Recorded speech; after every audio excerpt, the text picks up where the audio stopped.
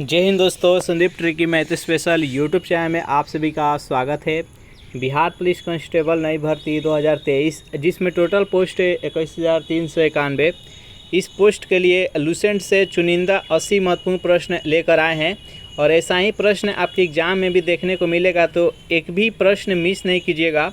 ये GK GS का set number 23 है, 1 से लेकर 22 तक नहीं देखोगे तो इसके लिए प्लेलिस्ट बना दिए हैं, वहाँ से जाकर आप देख सकते हैं। वीडियो स्टार्ट करते हैं और चलते हैं हम प्रश्न की तरफ। पहला प्रश्न है आपके सामने, निम्नलिखित में से किसकी वेदन क्षमता सबसे अधिक होती है? अल्फा किरण, बीटा किरण, गामा किरण, एक्स किरण।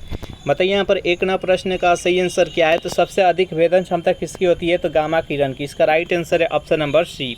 नेक्स्ट यहाँ पर सेकेंड प्रश्न है कि जब इनो लवण को जल में डाला जाता है तो बुलबुले बनते हैं, जिसका कारण क्या है? Oxygen gas, carbon dioxide gas, CO gas और हाइड्रोजन गैस। बताइए यहाँ पर सेकेंड प्रश्न का सही आंसर क्या है?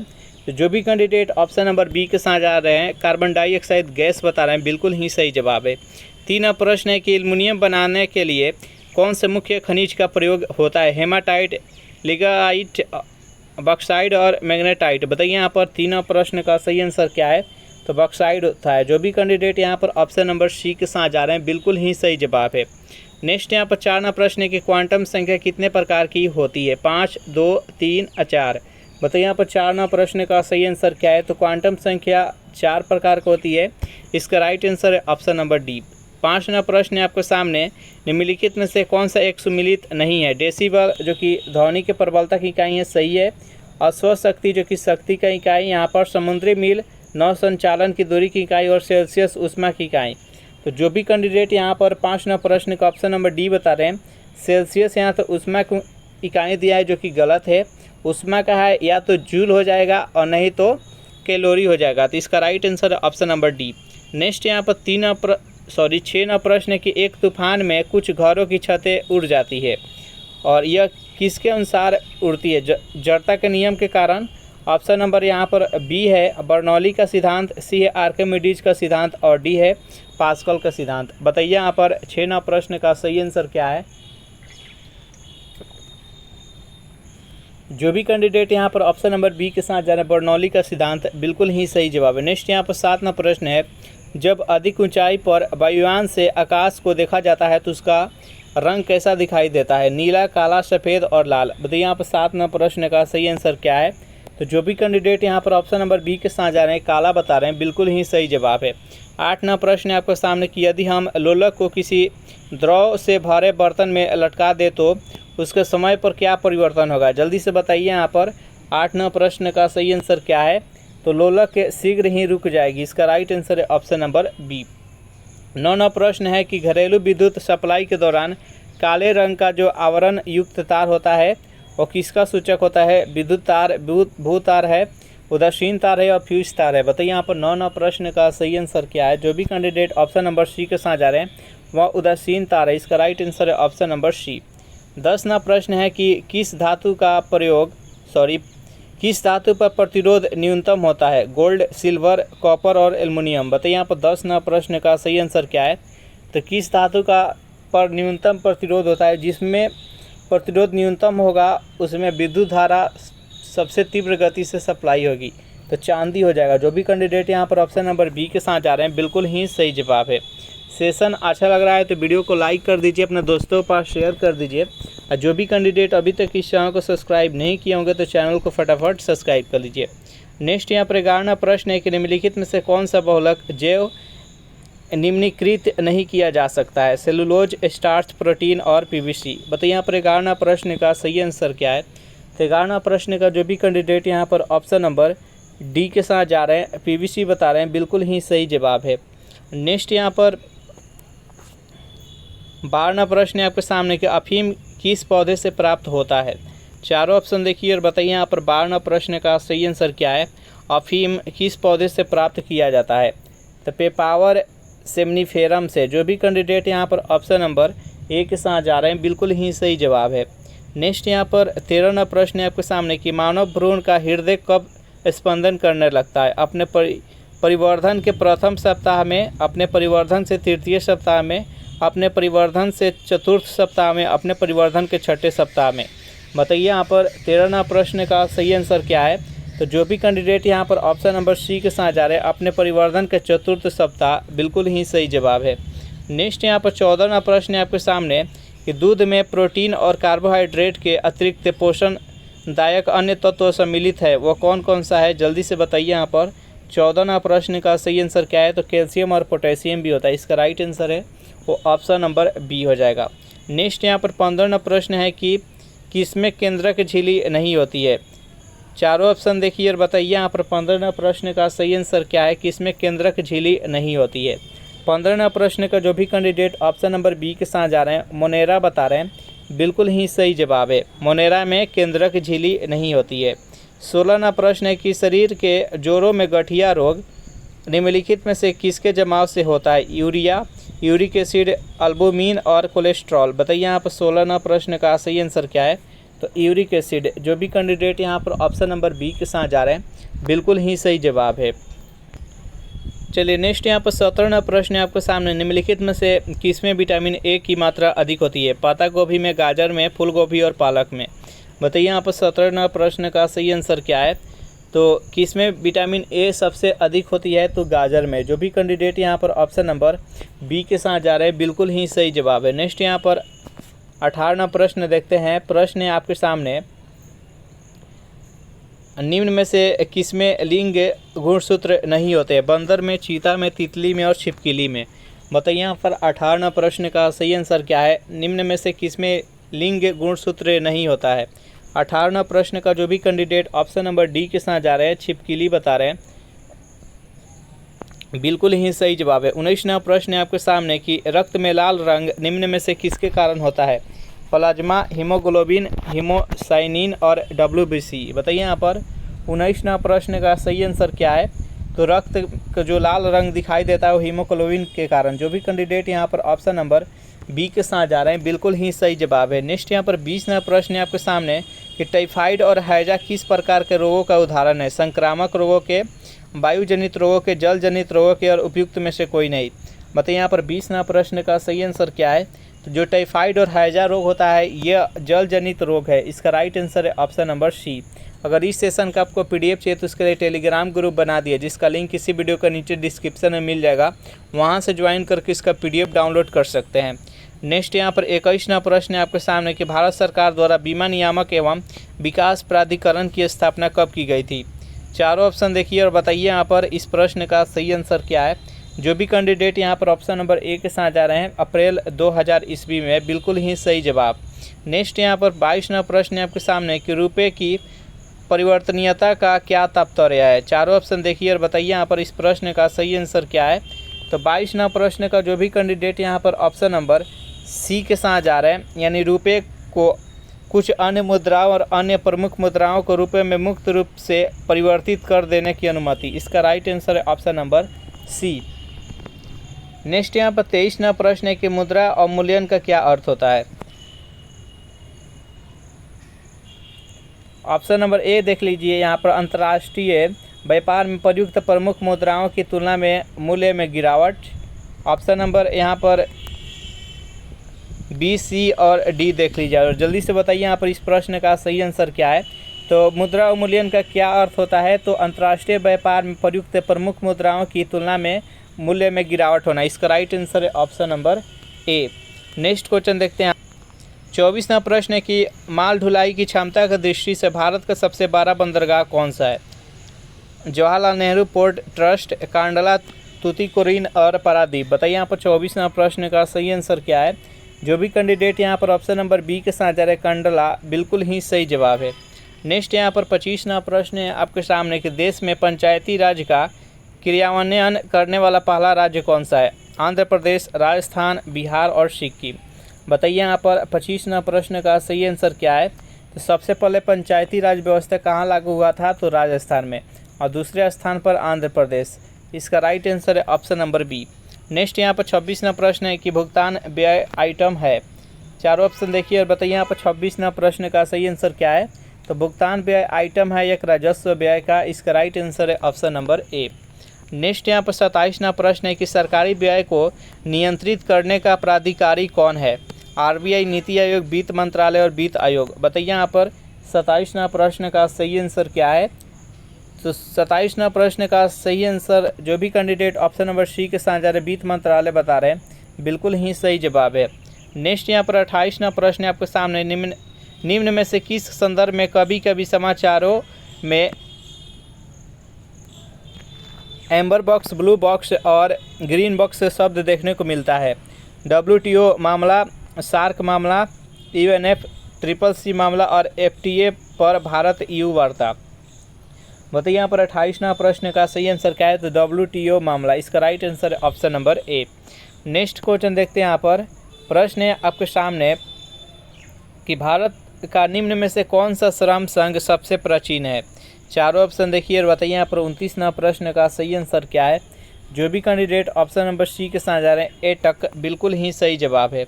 नेक्स्ट यहाँ पर 30वां प्रश्न है कि किस सोशल मीडिया पर अमेरिकी संघीय व्यापार आयोग $5 अरब का जुर्माना लगाया है। व्हाट्सएप, फेसबुक, यूट्यूब और ट्विटर। बताइए यहाँ पर 30वां प्रश्न का सही आंसर क्या है। तो फेसबुक पर, इसका right answer option number B.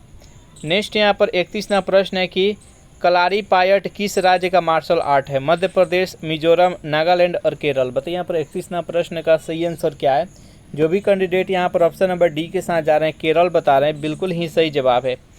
32वां प्रश्न है कि बांधवगढ़ राष्ट्रीय उद्यान किस राज्य में। महाराष्ट्र, मध्य प्रदेश, गुजरात और झारखंड। बताइए यहाँ पर 32वां प्रश्न का सही आंसर क्या है। तो मध्य प्रदेश में। जो भी कैंडिडेट यहाँ पर ऑप्शन नंबर बी के साथ जा रहे हैं, बिल्कुल ही सही जवाब है। 33वां प्रश्न है कि निम्न में से कौन भारत के लेह डिस्ट्रिक्ट के रूप में जाना जाता है। नैनीताल, शिमला, सिक्किम और माथेरन। बताइए यहाँ पर 33वां प्रश्न का सही आंसर क्या है। तो जो भी कैंडिडेट यहाँ पर ऑप्शन नंबर ए के साथ जा रहे हैं नैनीताल बता रहे हैं, बिल्कुल ही सही जवाब है। चलिए नेक्स्ट यहाँ पर 34वां प्रश्न है। निम्न में से किस राज्य के 3 तरफ बांग्लादेश की सीमा है। नागालैंड, असम, अरुणाचल प्रदेश और त्रिपुरा। बताइए यहाँ पर 34वां प्रश्न का सही आंसर क्या है। तो राज्य कौन सा है। तो त्रिपुरा है, इसका राइट आंसर है ऑप्शन नंबर डी। नेक्स्ट यहाँ पर 35वां प्रश्न देखते हैं। प्रश्न है आपके सामने कि कंचनजंगा राष्ट्रीय उद्यान किस राज्य में है। महाराष्ट्र, उड़ीसा, राजस्थान और सिक्किम। बताइए यहाँ पर 35वां प्रश्न का सही आंसर क्या है। कंचनजंगा राष्ट्रीय उद्यान किस राज्य में है। तो ये सिक्किम है, इसका राइट आंसर है ऑप्शन नंबर डी। नेक्स्ट यहाँ पर 36वां प्रश्न है कि बोडो भाषा मुख्य रूप से किस राज्य में बोली जाती है। असम, कर्नाटक, राजस्थान और आंध्र प्रदेश। बताइए यहाँ पर 36वां प्रश्न का सही आंसर क्या है। तो बोडो भाषा मुख्य रूप से किस राज्य में बोली जाती है। तो असम में, इसका राइट आंसर है ऑप्शन नंबर ए। नेक्स्ट यहाँ पर 37वां प्रश्न है कि डेजर्ट फेस्टिवल कहाँ आयोजित किया जाता है। बाड़मेर में, जैसलमेर में, सहारा में और थार में। बताइए यहाँ पर 37वां प्रश्न का सही आंसर क्या है। तो डेजर्ट फेस्टिवल कहाँ आयोजित किया जाता है। तो जैसलमेर में। जो भी कैंडिडेट यहाँ पर ऑप्शन नंबर बी के साथ जा रहे हैं, बिल्कुल ही सही जवाब है। चलिए नेक्स्ट यहाँ पर 38वां प्रश्न है आपके सामने कि मलयालम भाषा मुख्य रूप से किस राज्य में बोली जाती है। असम में, राजस्थान में, केरल में और कर्नाटक में। बताइए यहाँ पर 38वां प्रश्न का सही आंसर क्या है। तो मलयालम जो भाषा है मुख्य रूप से केरल में बोली जाती है, इसका राइट आंसर है ऑप्शन नंबर सी। 39वां प्रश्न के मध्य प्रदेश में निम्न में से किस पशु के सर्वाधिक अभयारण्य है। बाघ का, मोर का, नंगूर का और नीलगाय का। बताइए यहाँ पर 39वां प्रश्न का सही आंसर क्या है। तो मध्य प्रदेश में किस पशु का सबसे अधिक अभयारण्य है। तो बाघ का है। जो भी कैंडिडेट यहाँ पर ऑप्शन नंबर ए के साथ जा रहे हैं, बिल्कुल ही सही जवाब है। 40वां प्रश्न है आपके सामने कि सबरीमाला एक हिंदू तीर्थ क्षेत्र है। यह किस बाघ अभयारण्य क्षेत्र में स्थित है। बांदीपुर, कन्हा, पेरियार और पन्ना। बताइए यहाँ पर 40वां प्रश्न का सही आंसर क्या है। तो 40वां प्रश्न का जो भी कैंडिडेट ऑप्शन नंबर सी के साथ जा रहे हैं, पेरियार बता रहे हैं, बिल्कुल ही सही जवाब है। और ये किस राज्य में है। तो ये केरला में है। नेक्स्ट क्वेश्चन देखते हैं। यहाँ पर प्रश्न है आपके सामने कि जूलियस सीजर नामक पुस्तक के लेखक कौन है। चारों ऑप्शन देखिए और बताइए यहाँ पर 41वां प्रश्न का सही आंसर क्या है। तो जो भी कैंडिडेट ऑप्शन नंबर सी के साथ जा रहे हैं, विलियम शेक्सपियर, बिल्कुल ही सही जवाब है। नेक्स्ट यहाँ पर 42वां प्रश्न है कि अनब्रेकेबल नामक पुस्तक के लेखक कौन है। Stevia, Bill Gates, Chetan Bhagat और मैरी कॉम। बताइए यहाँ पर 42वां प्रश्न का सही आंसर क्या है। तो अनब्रेकेबल नामक पुस्तक के लेखक कौन है। तो मैरी कॉम है। जो भी कैंडिडेट यहाँ पर ऑप्शन नंबर डी के साथ जा रहे हैं, बिल्कुल ही सही जवाब है। नेक्स्ट यहाँ पर 43वां प्रश्न है कि भारत में अंतिम बार ओलंपिक खेलों में हॉकी का स्वर्ण पदक कब जीता गया था। चारों ऑप्शन देखिए और बताइए यहाँ पर 43वां प्रश्न का सही आंसर क्या है। तो जो भी कैंडिडेट यहाँ पर ऑप्शन नंबर ए के साथ जा रहे हैं 1980 के मास्को ओलंपिक, जो भी कैंडिडेट ऑप्शन नंबर ए के साथ जा रहे हैं, बिल्कुल ही सही जवाब है। नेक्स्ट यहाँ पर 44वां प्रश्न है कि एटीएम का पूरा नाम क्या है। जल्दी से बताइए यहाँ पर 44वां प्रश्न का सही आंसर क्या है। तो एटीएम का पूरा नाम है ऑटोमेटेड टेलर मशीन। जो भी कैंडिडेट यहाँ पर ऑप्शन नंबर बी के साथ जा रहे हैं, बिल्कुल ही सही जवाब है। 45वां प्रश्न कि किस प्रसिद्ध क्रिकेट खिलाड़ी को नजफगढ़ का नवाब कहते हैं। सचिन तेंदुलकर, वीरेंद्र सहवाग, युवराज सिंह, महेंद्र सिंह धोनी। बताइए यहाँ पर 45वां प्रश्न का सही आंसर क्या है। तो वीरेंद्र सहवाग को, जो भी कैंडिडेट ऑप्शन नंबर बी के साथ जा रहे हैं, बिल्कुल ही सही जवाब है। चलिए नेक्स्ट यहाँ पर 46वां प्रश्न है कि भारत में शांति काल में सर्वोच्च पुरस्कार कौन सा है। परमवीर चक्र, महावीर चक्र, वीर चक्र और अशोक चक्र। बताइए यहाँ पर 46वां प्रश्न का सही आंसर क्या है। तो भारत में शांति काल में सर्वोच्च पुरस्कार कौन सा है। तो अशोक चक्र है। जो भी कैंडिडेट यहाँ पर ऑप्शन नंबर डी के साथ जा रहे हैं, बिल्कुल ही सही जवाब है। नेक्स्ट क्वेश्चन देखते हैं। यहाँ पर प्रश्न है आपके सामने कि डॉक्टर अल्फ्रेड नोबेल द्वारा निर्धारित अक्षय निधि के किस क्षेत्र में नोबेल पुरस्कार नहीं दिया जाता। शांति, औषधि, अर्थशास्त्र और रसायन शास्त्र। बताइए यहाँ पर 47वां प्रश्न का सही आंसर क्या है। तो अर्थशास्त्र के क्षेत्र में जो भी कैंडिडेट यहाँ पर ऑप्शन नंबर सी के साथ जा रहे हैं, बिल्कुल ही सही जवाब है। नेक्स्ट यहाँ पर 48वां प्रश्न है कि अर्थशास्त्र में नोबेल पुरस्कार किसे प्रदान किया गया था सर्वप्रथम। यहाँ पर जल्दी से बताइए यहाँ पर इस प्रश्न का सही आंसर क्या है। तो अर्थशास्त्र में प्रथम नोबेल पुरस्कार किसे प्रदान किया गया था सर्वप्रथम। 48वां प्रश्न का जो भी कैंडिडेट ऑप्शन नंबर सी के साथ जा रहे हैं, जॉन टिकन ब्रेगन और रेगनर फ्रिक्स को, जो भी कैंडिडेट ऑप्शन नंबर सी के साथ जा रहे हैं, बिल्कुल ही सही जवाब है। 49वां प्रश्न है आपके सामने, निम्न में से किसे ब्राउन पेपर कहा जाता है। जूट को, कपास को, रबर को और चाय को। बताइए यहाँ पर 49वां प्रश्न का सही आंसर क्या है। तो जूट को कहा जाता है। जो भी कैंडिडेट यहाँ पर ऑप्शन नंबर ए के साथ जा रहे हैं, बिल्कुल ही सही जवाब है।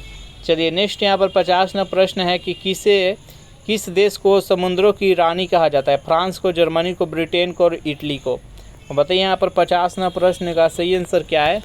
तो फ्रांस को कहा जाता है। जो भी कैंडिडेट ऑप्शन नंबर ए के साथ जा रहा है, बिल्कुल ही सही जवाब है।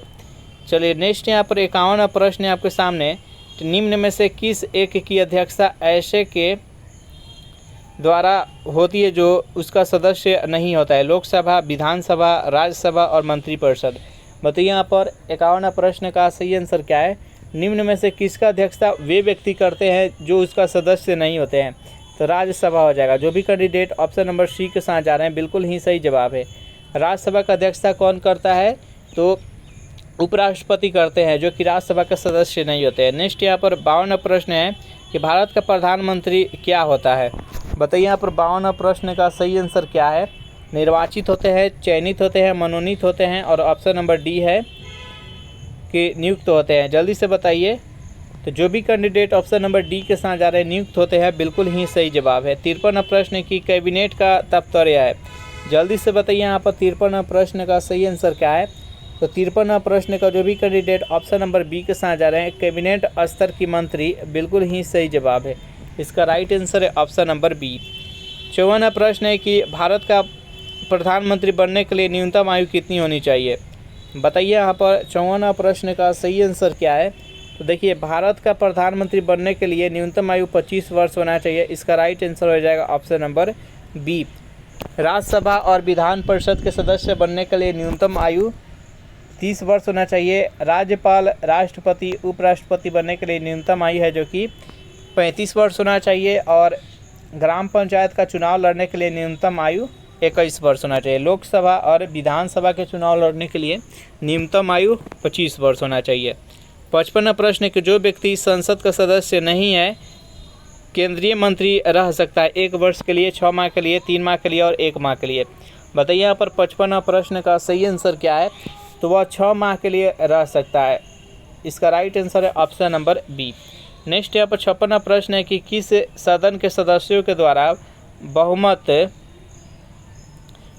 से अविश्वास प्रस्ताव पास होने पर मंत्रिपरिषद को त्यागपत्र देना पड़ेगा लोकसभा के राज्यसभा के दोनों सदनों के अलग अलग दोनों सदनों को संयुक्त बैठक में। बताइए यहाँ पर 56वां प्रश्न का सही आंसर क्या है, तो लोकसभा के। इसका राइट आंसर है option number A. Next question देखते हैं यहाँ पर 57वां प्रश्न है आपके सामने कि लोकसभा के लिए निर्वाचन के बारे में निम्न में से कौन सा कथन सही नहीं है।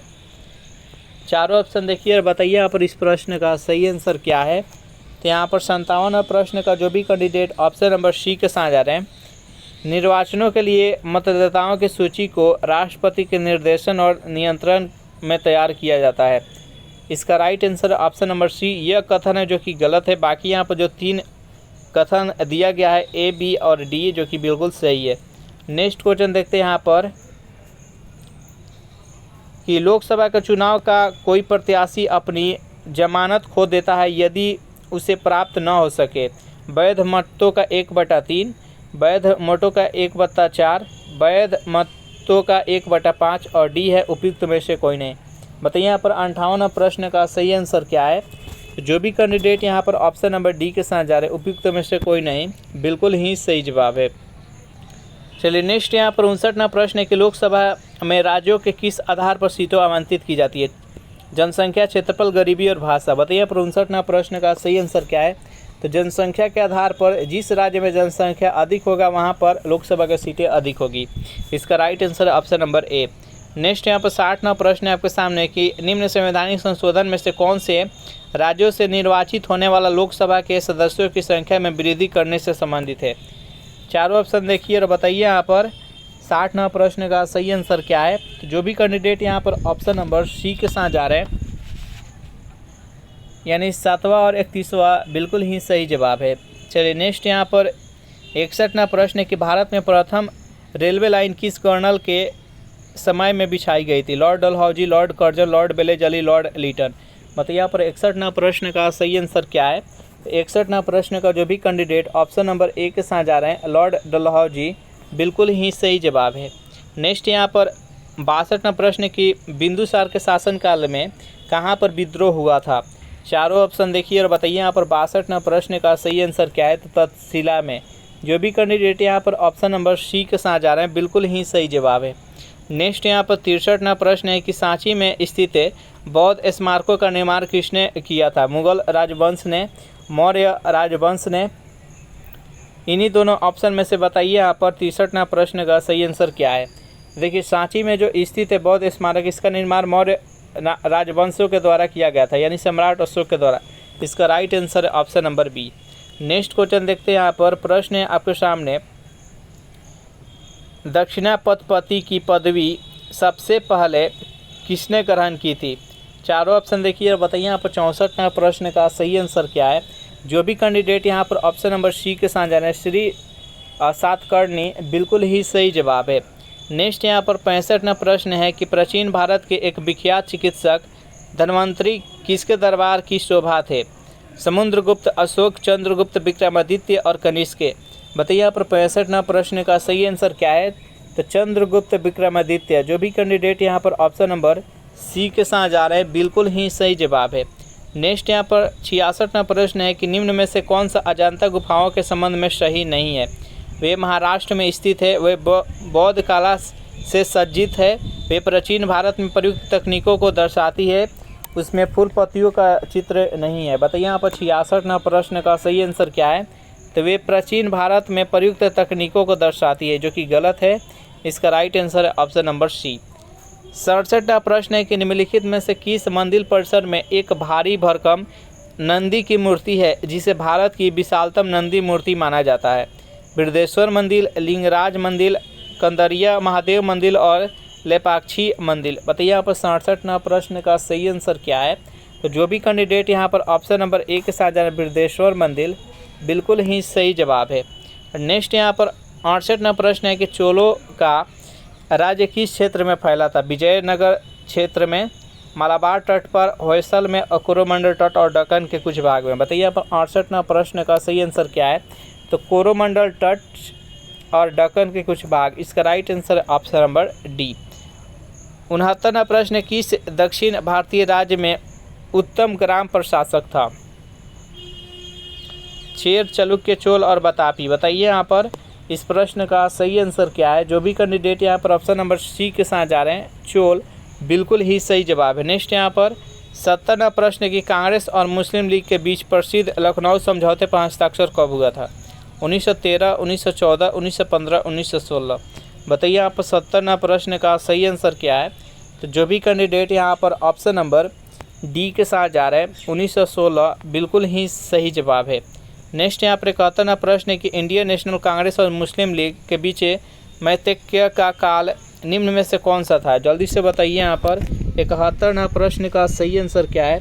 जो भी कैंडिडेट ऑप्शन नंबर बी के साथ जा रहे हैं, 1916 से 1922, बिल्कुल ही सही जवाब है। नेक्स्ट यहाँ पर 72वां प्रश्न है कि निम्न में से कौन होम रूल आंदोलन से संबंधित नहीं है, यानी उससे जुड़े नहीं थे। जल्दी से बताइए यहाँ पर 72वां प्रश्न का सही आंसर क्या है। जो भी कैंडिडेट यहाँ पर ऑप्शन नंबर ए के साथ जा रहे हैं, चित्तरंजन दास, बिल्कुल ही सही जवाब। इसका राइट आंसर है ऑप्शन नंबर ए। नेक्स्ट यहाँ पर 73वां प्रश्न की तृतीय संगम कहाँ हुआ था। चारों ऑप्शन देखिए और बताइए यहाँ पर 73वां प्रश्न का सही आंसर क्या है। तो मदुरई में। इसका राइट आंसर है ऑप्शन नंबर सी। 74वां प्रश्न है कि अष्टाध्यायी किसके द्वारा लिखी गई थी। चारों ऑप्शन देखिए और बताइए यहाँ पर 74वां प्रश्न का सही आंसर क्या है। तो पाणिनि के द्वारा। जो भी कैंडिडेट ऑप्शन नंबर बी के साथ जा रहे हैं, बिल्कुल ही सही जवाब है। 75वां प्रश्न है प्रांतों में द्वैत शासन प्रणाली किस अधिनियम के अंतर्गत लागू की गई थी।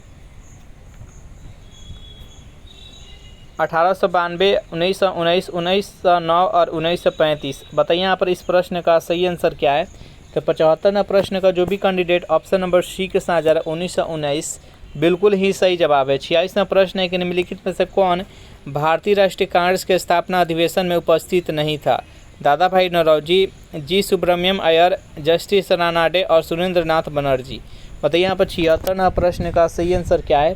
तो जो भी कैंडिडेट यहाँ पर ऑप्शन नंबर डी के साथ जा रहे हैं, सुरेंद्र नाथ बनर्जी, बिल्कुल ही सही जवाब है। कांग्रेस का स्थापना कब हुआ था। तो 1885 में। नेक्स्ट क्वेश्चन देखते हैं यहाँ पर 77वां प्रश्न है कि जेल में भूख हड़ताल के कारण जिस स्वतंत्रता संग्राम सेनानी की मृत्यु हुई थी वह कौन थे। भगत सिंह, बिपिन चंद्र पाल, जतिन दास और एस.सी. बोस। बताइए यहाँ पर 77वां प्रश्न का सही आंसर क्या है। तो जतिन दास की। जो भी कैंडिडेट ऑप्शन नंबर सी के साथ जा रहे हैं, बिल्कुल ही सही जवाब है। 78वां प्रश्न है कि निम्नलिखित सूफी संतों में से कौन एक सर्वप्रथम अजमेर में बस गए थे। चारों ऑप्शन देखिए और बताइए यहाँ पर 78वां प्रश्न का सही आंसर क्या है। जो भी कैंडिडेट ऑप्शन नंबर ए के साथ जा रहे हैं, शेख मोइनुद्दीन चिश्ती, बिल्कुल ही सही जवाब है। नेक्स्ट यहाँ पर 79वां प्रश्न है कि मेवाड़ के जिस राजा को 1527 में खानवा के युद्ध में बाबर ने हराया था वह कौन था। जल्दी से बताइए यहाँ पर 79वां प्रश्न का सही आंसर क्या है। तो राणा सांगा थे। जो भी कैंडिडेट ऑप्शन नंबर डी के साथ जा रहे हैं, बिल्कुल ही सही जवाब है। 80वां प्रश्न है कि निम्नलिखित में से किस युद्ध में एक पक्ष द्वारा प्रथम बार तोपों का उपयोग किया गया था। पानीपत का प्रथम युद्ध, खानवा का युद्ध, प्लासी का युद्ध, पानीपत का तीसरा युद्ध। बताइए यहाँ पर 80वां प्रश्न का सही आंसर क्या है। तो पानीपत का प्रथम युद्ध बाबर और इब्राहिम लोदी के बीच में लड़ा गया था 1526 में। तो जो भी कैंडिडेट ऑप्शन नंबर ए के साथ जा रहे हैं, बिल्कुल ही सही जवाब है। इस प्रकार ये सेशन यहीं पर समाप्त हो रहा है। सेशन आप लोगों को कैसा लगा जरूर कमेंट करके बताइएगा। सेशन आप लोग को अच्छा लगा हो तो वीडियो को लाइक कर दीजिए, अपने दोस्तों के पास शेयर कर दीजिए। और जो भी कैंडिडेट अभी तक इस चैनल को सब्सक्राइब नहीं किए होंगे तो चैनल को फटाफट सब्सक्राइब कर लीजिए। Thanks for watching this video. मिलते हैं नेक्स्ट वीडियो में।